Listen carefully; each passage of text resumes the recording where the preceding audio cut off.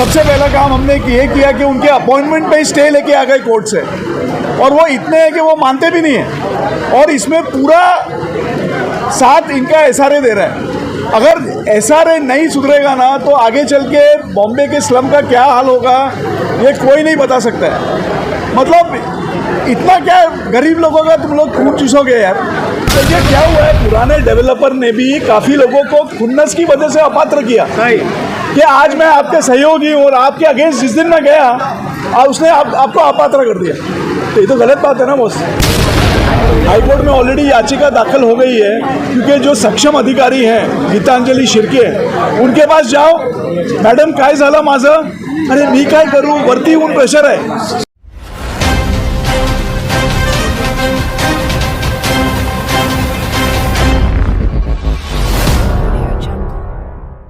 जी के जरिए या सुधार कमेटी के जरिए जो भी होगा इंशाल्लाह उन लोगों का भी पात्र करके मिल जाएगा, क्योंकि इसमें हम लोगों भी बहुत जलील हुए हैं। कोई नहीं थे। एक्चुअली क्या लग रहा है लोगों का मालूम अमीर भाई, ये बहराम पड़ा है ना सोने की खदान है।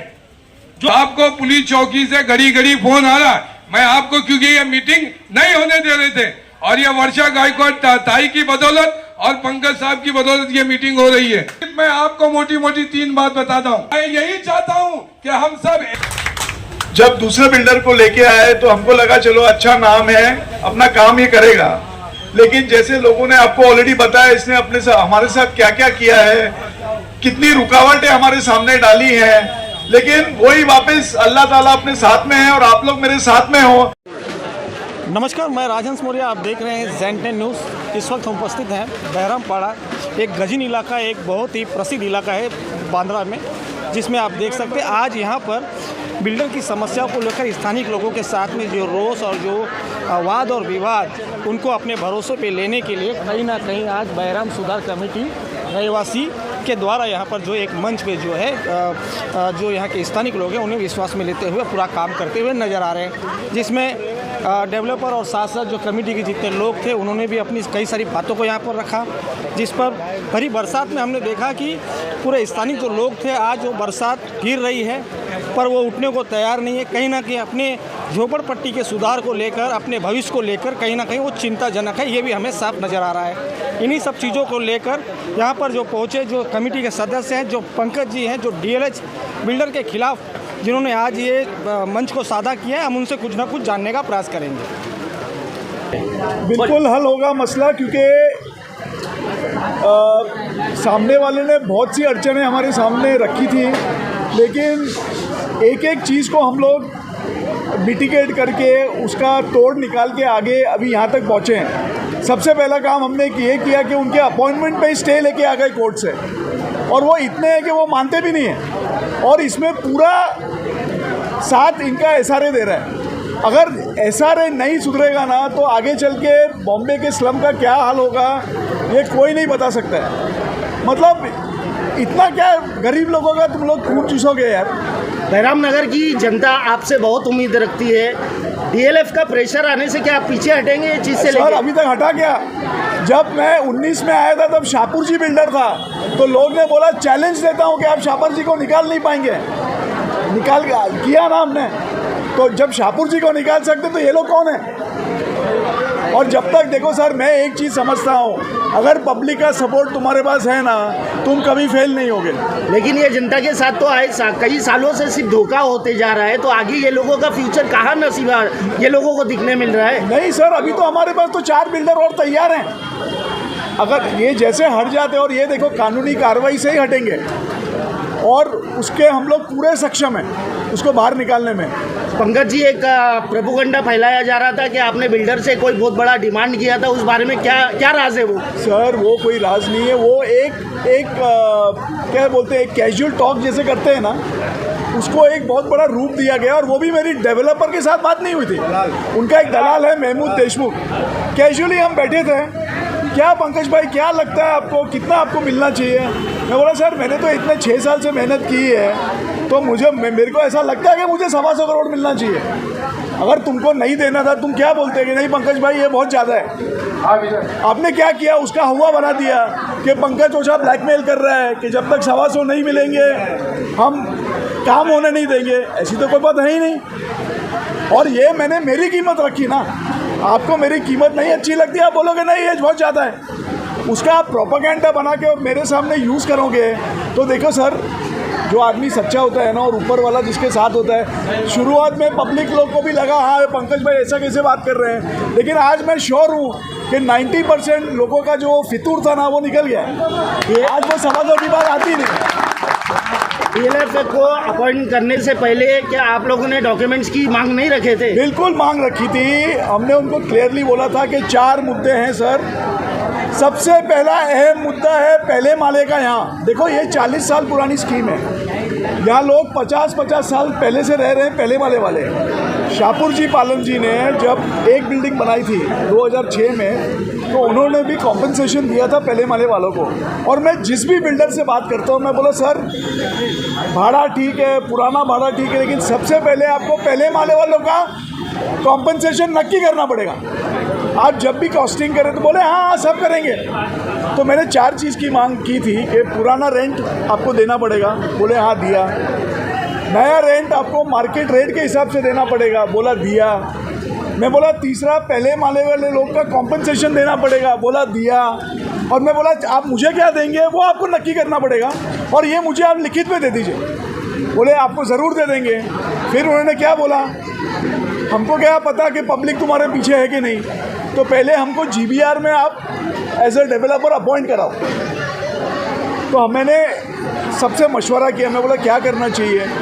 अब देखो आप लोग समझो ज़रा, ये लोग 40 साल से सताए हुए लोग हैं, उनको एक आसरा दिखा। क्योंकि देखो DLH एज ए बिल्डर का रेपुटेशन है, लेकिन उनके जो सही सहयोगी हैं, ये पार्टनर लोग हैं, वो जो ये SRA का काम देखते हैं, मेरे हिसाब से वो सक्षम नहीं है आज की तारीख में। तो जैसे ही GBR में हमने इनको अपॉइंट किया, ये अगले दिन से पलट गए। बोले मेरे को बोलते हैं आप है कौन, मैं आपको क्यों बताऊं कि क्या रेंट दूंगा। बोले मैं आप जैसों को जूते की नोक पे रखता हूं, ऐसे तो वो बात करते हैं। तो कैसे काम। पिछले डेवलपर ने कंपनी को अपात्र किया था, आप लोगों को पात्र कर दिया किस आधार पर? पिछले डेवलपर ने कुछ लोगों को अपात्र किया था, जिसको आप लोगों ने लेटर दिया अभी, पुराने बिल्डरों की जो लिस्ट थी उसके आधार पर पत्र दिया, किस आधार पर किया आप लोगों ने? इस आधार पे उनके पेपर वर्क पे, डॉक्यूमेंट्स पे। देखिए क्या हुआ है, पुराने डेवलपर ने भी काफ़ी लोगों को खुन्नस की वजह से अपात्र किया कि आज मैं आपके सहयोगी हूँ और आपके अगेंस्ट जिस दिन मैं गया उसने आपको अपात्र कर दिया। तो ये तो गलत बात है ना बॉस, क्या मैं सही बोल रहा हूँ? पब्लिक बोल रही है भाई साहब। उस टाइम तो मैं स्कीम में था नहीं, जब ये सब हुआ है ना, मैं स्कीम में नहीं था। ये 2017 में सब हुआ है। जो लोग उनके साथ में थे जब छोड़ के चले गए तो उनको अपात्र कर दिया। अभी कितने लोगों को पात्र किया? अभी हमने नए 26 लोग को जो अपात्र थे उनको किया, 26 लोगों को पात्र किया है। GBR के पहले 65 लोग के वारस के सर्टिफिकेट दिए हैं, और नए सर्टिफिकेट अभी नहीं, अभी नहीं, जो अभी दिए नहीं यार, 11 नए अभी किए। हाँ जी, ये पूरी लिस्ट है, हमने जो पेपर्स बांटे हैं, और भी ये प्रोसेस चालू होगा। दूसरा, जो 107 एप्लीकेशन पेंडिंग है, जो गवर्नमेंट ने जो महाराष्ट्र आवास क्या आवास योजना है वो अभय योजना जो है, जिसके तहत जिन्होंने सेल परचेज किया अपने घरों का, वो स्टैम्प ड्यूटी भर के उनके नाम पे ट्रांसफ़र हो जाएगा, वो भी हुआ है। बोले वो भी हो गया है। तो हमने हाई कोर्ट से अब जल्द ऑर्डर लेके आने वाले हैं। हाई कोर्ट में ऑलरेडी याचिका दाखिल हो गई है, क्योंकि जो सक्षम अधिकारी हैं गीतांजलि शिर्के, उनके पास जाओ, मॅडम काय झालं माझं, अरे मी काय करूँ, वरती ऊन प्रेशर है, ऊपर से प्रेशर है। ये सक्षम अधिकारी 2 number competent authority Geetanjali Shirke के पास 102 एप्लीकेशन पेंडिंग है पात्रता के लिए। जब भी उनके पास जाओ, मैं क्या करूँ, वर्ते से ऊपर से प्रेशर है। अरे किसका प्रेशर है, लिख के दो ना। तो हमने क्या निश्चय लिया कि इनके पास डायरेक्टली जाएंगे, अपने जूते घिस जाएंगे। बेस्ट है हाई कोर्ट के थ्रू जाने का। वो याचिका हमारी एडमिट हो गई है, 17 तारीख को हमारा केस है, इंशाल्लाह वहाँ से भी ऑर्डर आ जाएगा। फिर मैं देखता हूँ ये कैसे रोकती हैं। पंकज जी, सबसे बड़ी समस्या ये है कि G+1 जो पहले माले को रहने में संख्या बहुत ज़्यादा है, ऐसे लोगों को कैसे पात्र करेंगे आप? ग्राउंड प्लस वन वालों को सर आप किस तरह से पात्र करेंगे? इसका फोटो पास है सर देखिए, जिनके डॉक्यूमेंट सक्षम हैं, जो पुराने हैं, जो 76 के फोटो पास वाले हैं, हम पूरी कोशिश कर रहे हैं उनको घर के बदले घर ही देने को। अगर वो नहीं होता है तो कॉम्पनसेशन तो हम लड़ ही रहे हैं ना। DLH के साथ आपका तालमेल वापस से बैठ सकता है क्या? अब मुझे नहीं लगता हो सकता है। आप बोलो ना क्या क्या नहीं किया है। 40 FIR हमारे ऊपर डाली है, एक्सटॉर्शन की मेरे ऊपर। अब सोचिए ना, पुलिस ने भी पूरी हमको बुलाया, इंटरोगेशन किया, लेकिन उनको कुछ मसाला मिला नहीं। सर, पंकज जी नेतृत्व का डेवलप होता है तो पर घर वालों को कितना इसको बड़ा एरिया मिलेगा? तो जो 303 है, जो SRA के रूल्स के हिसाब से। अरे हाँ, 305। सर आखिरी सवाल बहराम नगर के जितने भी टेनेंट्स और रहवासी हैं और जो लोगों को आप पर उम्मीद है, उनके लिए एक लास्ट संदेश क्या मैसेज देना चाहिए हमारे चैनल के माध्यम से? अगर आप मेरे साथ है तो जीत हमारी है। खत्म हो गई बात। Okay sir, okay. चलो।